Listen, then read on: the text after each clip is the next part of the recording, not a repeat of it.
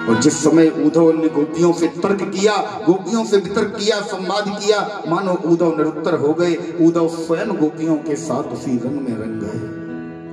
स्वयं उद्धव गोपियों के साथ कन्हैया के प्रेम में डूब गए। उद्धव महाराज भूल गए कौन निर्गुण ब्रह्म है, कौन तत्व है, कौन ज्ञान है, क्या ब्रह्म है। केवल एक ही बात उद्धव भी गुनगुनाते हुए वापस भाग गए, है प्रेम जगत में सार, दूसरा सार नहीं। आगे श्री सुखदेव जी कहते हैं, राजन, प्रभु वृंदावन के बाद विश्वकर्मा को आदेश देकर समुद्र के बीचों बीच एक द्वीप पर बड़ी ही सुंदर नगरी का निर्माण करवाते हैं, जिसका नाम है द्वारिका। द्वारकाधीश प्रभु बड़े ही सुंदर तरीके से, बड़े ही सहज भाव से अपनी नगरी में राज्य काज निरंतर प्रवाहित कर रहे हैं। इधर उत्तर प्रदेश के इटावा जनपद में एक ग्राम पड़ता है जिसका नाम है कुंदनपुर। राजा सीद भीष्म को नामा विदर्भ पद्मः। यहाँ के राजा का नाम है भीष्मक। राजा सीद भीष्म को नामा विदर्भा पद्मः। तस्य पंचा भवन पुत्रा एकला च कन्यका। इनके 5 पुत्र हैं और 1 पुत्री है। रूप में ग्रजो रूप में बाहु, रूप में रथोर अनंतरा, रुक्म केस रूप में माली, रुक्मण्या च पुत्रिका। रुक्म केस, रुक्म बाहु, रुक्म माली, रुक्मनंतर, रुक्म ग्रज, ये 5 पुत्र हैं। और रुक्मण्या अर्थात रुक्मणी नाम की एक सुंदर सुशील गुणवंती पुत्री है। महाराज, जिस समय भीष्मक जी ने देखा ये पुत्री दिन प्रतिदिन अपने पिता के घर में, अपने महल में दिन प्रतिदिन बड़ी हो रही है, समस्त गुणों से संपन्न है, सर्वगुण संपन्न बड़ी ही सुशील कन्या है। ब्राह्मणों को बुलाया, ब्राह्मणों से बुलाकर एक सभा के मध्य में एक प्रस्ताव रखा। बोले, हे विप्र देवताओ, हमारी कन्या विवाह के योग हो रही है। अगर आप लोगों की नजर में, आप लोगों के विचार में कोई सुंदर सा वर हो तो निश्चित ही हमें उसके बारे में बताएं, जिससे कि हम अपनी कन्या के लिए सुयोग्य वर का चयन कर सकें। देखिए महाराज, एक वो भी जमाना था जब माता पिता स्वयं भी वर का चुनाव करने नहीं जाते थे। ब्राह्मणों को भेज दिया, किसी ने बता दिया, ब्राह्मणों ने बता दिया, कुल गुरु ने, कुल पुरोहित ने बता दिया, उसी पर विश्वास कर लिया और कन्या का विवाह कर दिया। उस समय एक भी पति पत्नी का केस अदालत में नहीं जाता था। उसके बाद थोड़ा जमाना बदला, माता पिता स्वयं जाने लगे, तब भी मुश्किल से अदालत में 1, 2, 4 केस पहुंचते थे पति पत्नी के झगड़ों के। माता पिता को भी ये सौभाग्य खत्म हो गया। बोले, माता पिता तो देखते ही नहीं है, देखने ही नहीं जाते। माता पिता को ये सौभाग्य ही नहीं मिलता अब अपनी कन्या के लिए, अपने पुत्र के लिए वर या कन्या देखने का। स्वयं ही देख लेते हैं। उसी का प्रभाव है कि आज अदालत में 99% केस केवल पति पत्नी के चल रहे हैं।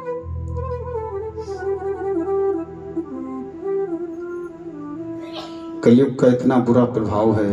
बोलो राधे राधे। महाराज आज ब्राह्मण देवता से जैसे ही भीष्मक राजा जी ने कहा, बोले प्रभु हे ब्राह्मण देवता, मेरी पुत्री के लिए कोई सुंदर सा वर बताओ। आज ब्राह्मण देवता ने कहा, हे राजन, कृष्णाय वासुदेवाय हरे परमात्मने। राजन, श्री कृष्ण कन्हैया लाल वासुदेव से बढ़कर, वासुदेव से अच्छा मुझे अपनी कन्या के लिए कोई वर नहीं समझ में आता है। जैसे ही कृष्ण का नाम सुना तो इसका जो भाई है महाराज, रुक्मिणी मैया का जो भाई है जिसका नाम है रुक्मबाहु, रुक्मबाहु ने जैसे ही द्वारकाधीश यशोदा नंदन श्री कृष्ण कन्हैया लाल का नाम सुना, मानो महाराज हृदय पर बिजली टूट पड़ी हो। एकदम से खड़ा होकर, गुस्से में क्रोध से आग बबूला होकर खड़ा हुआ। ये ब्राह्मण देवता किसकी बात कर रहे हो? अरे वो द्वारकाधीश आज बनकर बैठ गया। ब्राह्मण देवता, तुम शायद नहीं जानते आज इसका नाम क्या है। बोले आज अपने आप को द्वारकाधीश कहलाता है। था पहले नाम, था पहले नाम नंद नंदन, फिर वासुदेव कहलाया है। हमने सुना है ये पहले नंद बाबा के यहाँ रहता था, तब ये अपने आप को नंद नंदन कहलाता था। लोग इसे नंद के नाम से जानते थे। बोले नंदलाल है, नंद नंदन है, नंद जी को छोरा है।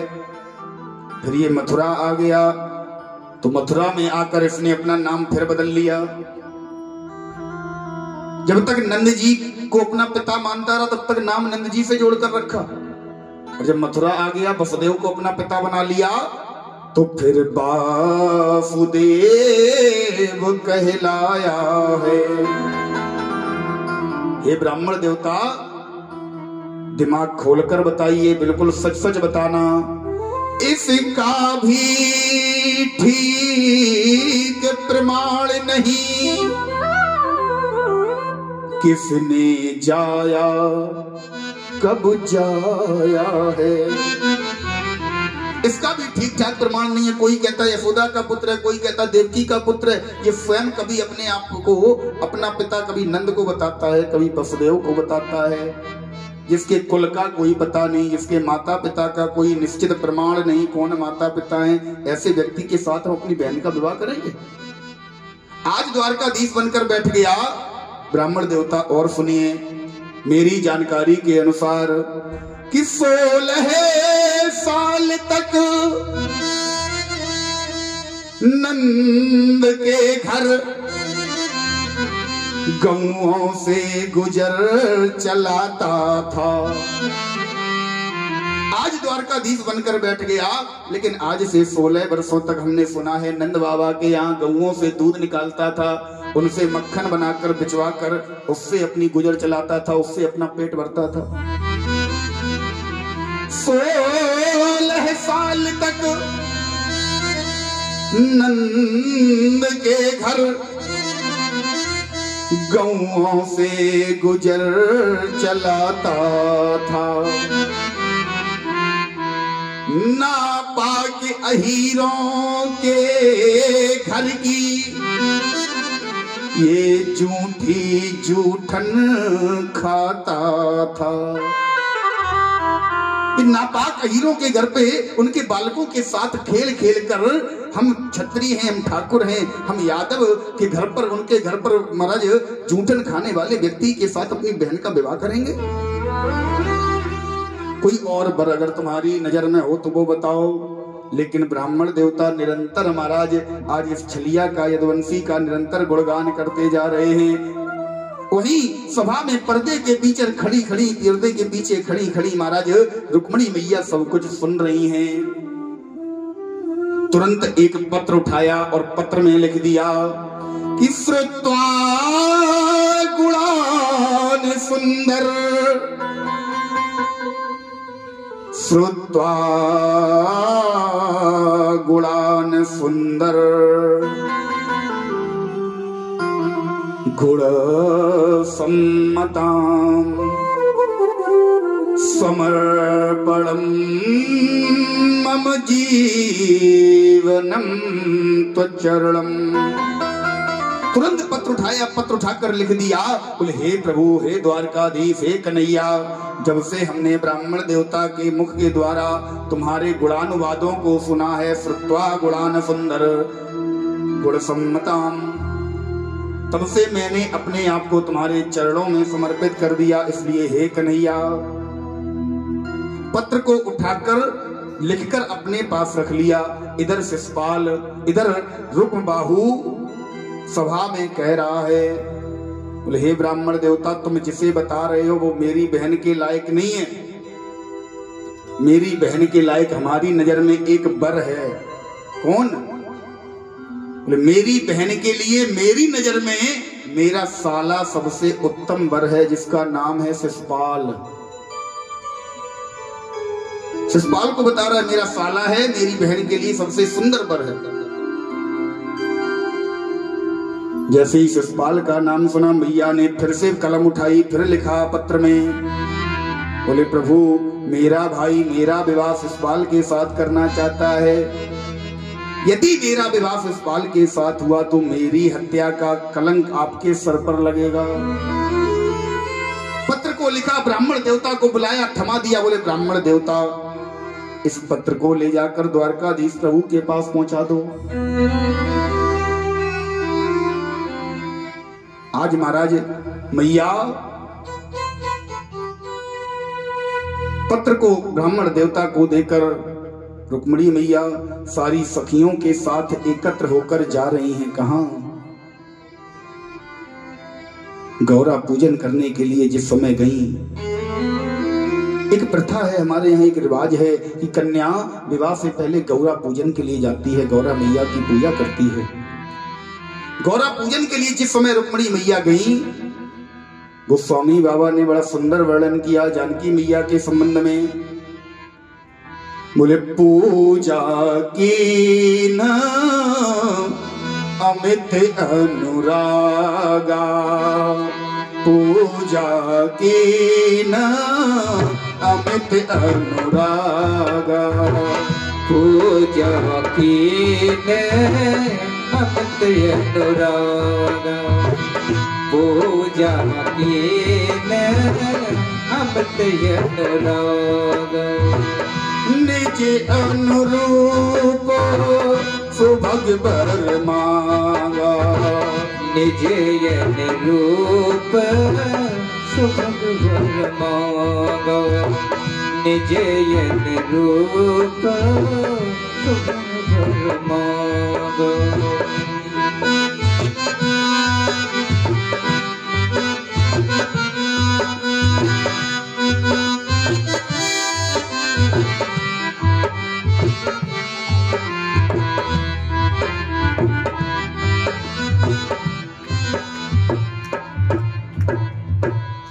देवी पूजे पद कमल तुम्हारे, सुर नर मुनि सब होए सुखारे। आज रुक्मिणी मैया सखियों के साथ जाकर गौरा मैया से प्रार्थना कर रही हैं। बोले गौरा मैया, मेरे अनुरूप वर ब्राह्मण देवता ने तो कहा था कि ये कन्हैया के अलावा कोई रुक्मिणी के लिए वर अच्छा नहीं है, लेकिन मेरा भाई कह रहा है शिषपाल के साथ विवाह करवाएंगे। अब मैया, जो मेरे अनुरूप हो उस वर को मुझे दिला देना। मैया पूजन करके लौटी रही थी, रास्ते में मिल गए ब्राह्मण देवता। बोले महाराज पत्र दे आए? बोले हाँ दे आए। मैया ने हाथ जोड़कर कहा, बोले ब्राह्मण देवता, मुझे ये बताओ हमारे कन्हैया हैं कैसे, दिखते कैसे हैं? ब्राह्मण देवता ने कहा, रुक्मिणी हमारे द्वारकाधीश, बड़े बड़े विशाल नेत्र, सुंदर सांवली सूरत। जैसे ये शब्द सुना बोले महाराज सुंदर सांवली सूरत, मन में विचार बदल गए। क्या विचार बदल गए? ये नहीं बदल गए कि सांवला है तो हम विवाह नहीं करेंगे, नहीं। बोले मैया से अभी अभी कहकर आए निज अनुरूप सुभग वर मांगा। मैया से हमने अपने अनुरूप वर मांगा है। अगर मैया ने मेरी प्रार्थना सुन ली तो दो वर हमारे लिए चुने हुए खड़े हैं, एक माधव और दूसरा शिषपाल।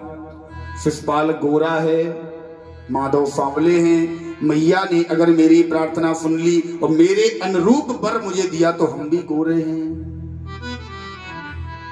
अनुरूप हमारे अकॉर्डिंग अगर मुझे वर दिया तो कहीं ऐसा ना हो शिषपाल को दे दें, क्योंकि कन्हैया तो सांवले हैं, कन्हैया हमारे अनुरूप ही नहीं है। दौड़ कर गई, तुरंत मैया से प्रार्थना करने लगी।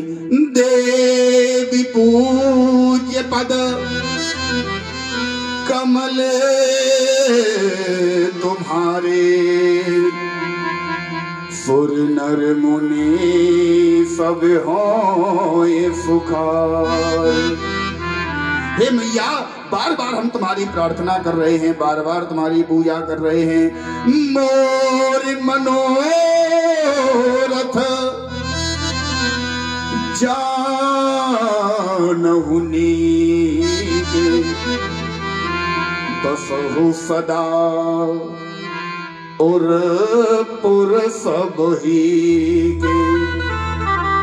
मैया, तुम सबके हृदय में बसने वाली हो, सबके हृदय में तुम्हारा वास है। हे गौरा मैया, जो हम तुम्हें पहले एप्लीकेशन देकर गए थे जिसमें लिखा था निज अनुरूप अकॉर्डिंग मी, उसे कैंसिल करो। वो हमें वर नहीं चाहिए, मुझे अपने अनुरूप नहीं चाहिए। बोले फिर? बोले मैया, मोर मनोरथ जानो नहीं के, तुम मेरे मनोरथों को जानने वाली हो, मुझे क्या चाहिए, कौन चाहिए? मैया ने भी आशीर्वाद दे दिया। बोले खसी माल मूर्ति मुस्कानी, विनय प्रेम बस भई भवानी।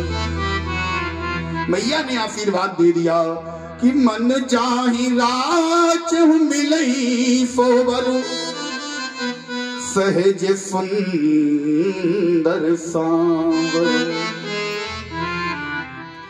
करुणा निधान सुजान शील, स्नेहु जानत रावर। हे रुक्मणी, जाओ, तुम्हारे मन में, तुम्हारे हृदय में, जो तुम्हारे हृदय में बसा हुआ है वो तुम्हें मिल जाएगा। रुक्मणी मैया मन में प्रसन्नता के साथ मैया का आशीर्वाद लेके, आशीष लेके अपने घर पर आई। अब वही दिन आ गया जिस दिन रुक्म बाहु ने विवाह तय कर रखा है। किसके साथ? शिषपाल के साथ।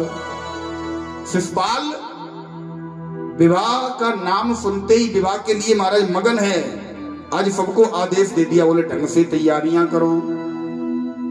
सारी तैयारियां करवा रहा है, मन में प्रसन्न है। प्रसन्न होते हुए घर से निकला और मन महाराज मन में एक बात और, विवाह का अंदर से हर्ष ही कुछ और होता है। आज मन में सोच रहा है, आज मंडप में दूल्हा,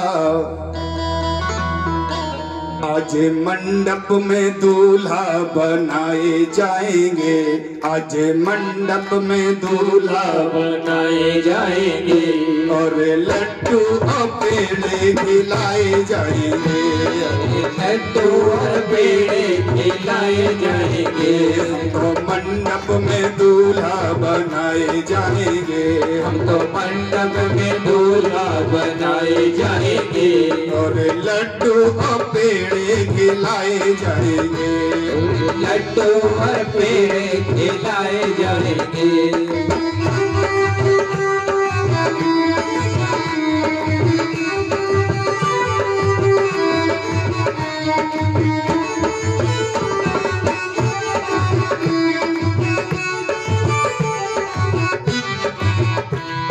मंडप में दूल्हा बनाए बनाए जाएंगे, हमको मंडप में दूल्हा बनाए जाएंगे, मंडप में दूल्हा बनाए जाएंगे, हमको मंडप में दूल्हा बनाए जाएंगे, और लड्डू और पेड़े खिलाए जाएंगे, और लड्डू और पेड़े खिलाए जाएंगे, और मंडप में दूल्हा बनाए जाएंगे, हमको मंडप में दूल्हा बनाए जाएंगे, और लड्डू और पेड़े खिलाए जाएंगे, और लड्डू और पेड़े खिलाए जाएंगे, और लड्डू और पेड़े खिलाए जाएंगे।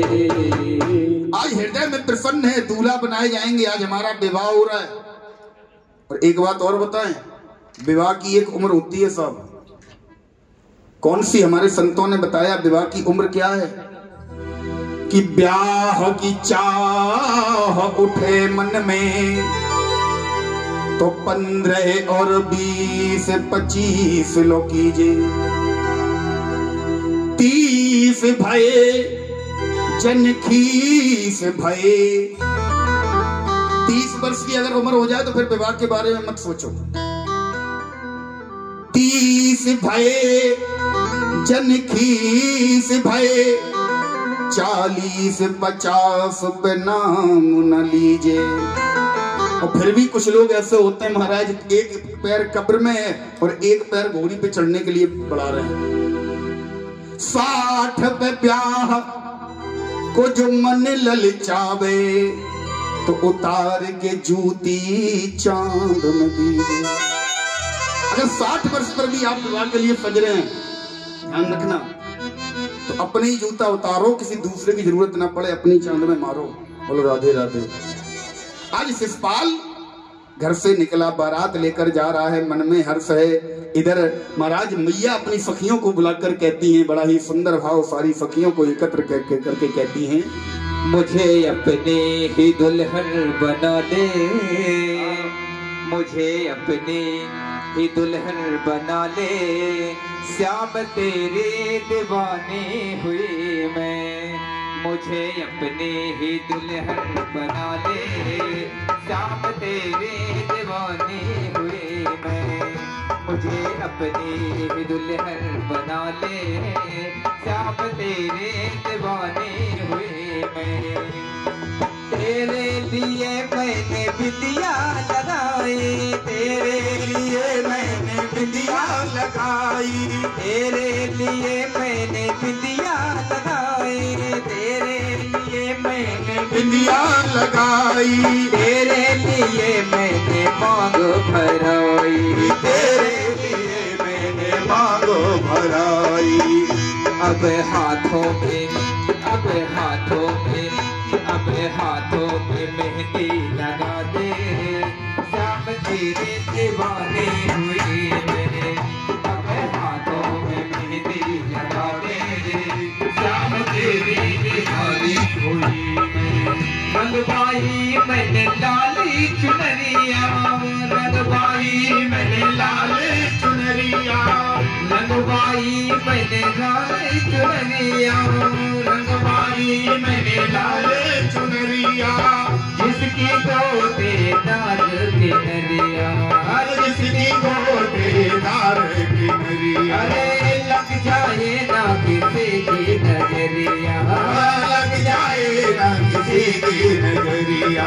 अपने ही, अब अपने ही, अब अपने ही हाथों उड़ा दे, श्याम तेरे दीवाने हुई मैं, अब अपने ही हाथों उड़ा दे, श्याम तेरी दीवानी हुई मैं। आज सखियों का बड़ा सुंदर भाव है। आओ मेरी सखियों मुझे मेहंदी लगा दो, आओ मेरी सखियों मुझे मेहंदी लगा दो, मेहंदी लगा दो मुझे ऐसा सजा दो, मेहंदी लगा दो मुझे ऐसा सजा दो, मुझे श्याम सुंदर की दुल्हन बना दो, मुझे श्याम सुंदर की दुल्हन बना दो, मुझे श्याम सुंदर के दुल्हन बना दो, मुझे श्याम सुंदर के दुल्हन बना दो। आओ मेरी सखियों मुझे मेहंदी लगा दो, आओ मेरी सखियों मुझे मेहंदी लगा दो, मेहंदी लगा दो मुझे ऐसा सजा दो, मेहंदी लगा दो मुझे ऐसा सजा दो, मुझे श्याम सुंदर की दुल्हन बना दो, मुझे श्याम सुंदर की दुल्हन बना दो। सतगुरु में मेरी बात चलाई, सतगुरु ने मेरी बात चलाई, सतगुरु ने मेरी बात चलाई, सतगुरु ने मेरी बात चलाई, सतगुरु ने मेरी बात चलाई, सतगुरु ने मेरी बात चलाई, सतगुरु ने मेरे कीनी सगाई, सतगुरु ने मेरी कीनी सगाई। उनको बोला के हाथ लेवा तो करा दो, उनको बोला के हाथ लेवा तो करा दो, उनको बोला के हाथ लेवा तो करा दो, उनको बोला के हाथ लेवा तो करा दो, मुझे श्याम सुंदर की दुल्हन बना दो, मुझे श्याम सुंदर की दुल्हन बना दो।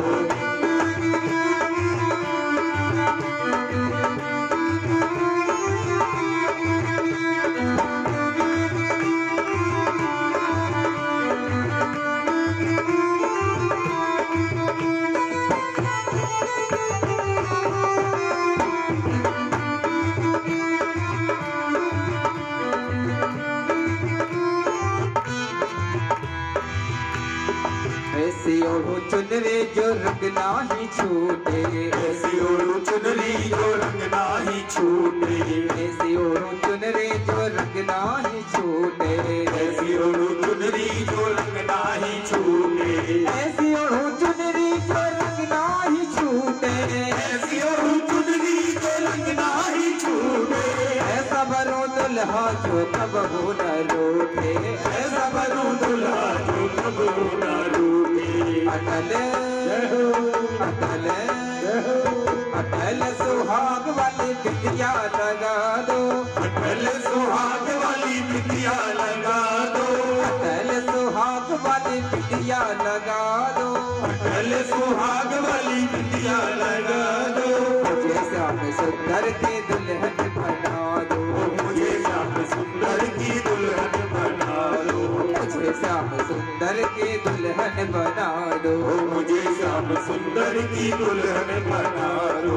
ऐसी पहनो चूड़िया जो कबहू न टूटे, ऐसी पहनो चूड़िया जो कबहू न छूटे, ऐसी पहनो चूड़िया जो कबहू न टूटे, ऐसी पहनो चूड़िया जो कबहू न टूटे, प्रेम प्रीति का धागा न छूटे, प्रेम प्रीत का धागा न छूटे, प्रेम प्रीति का धागा न छूटे, प्रेम प्रीत का धागा न छूटे।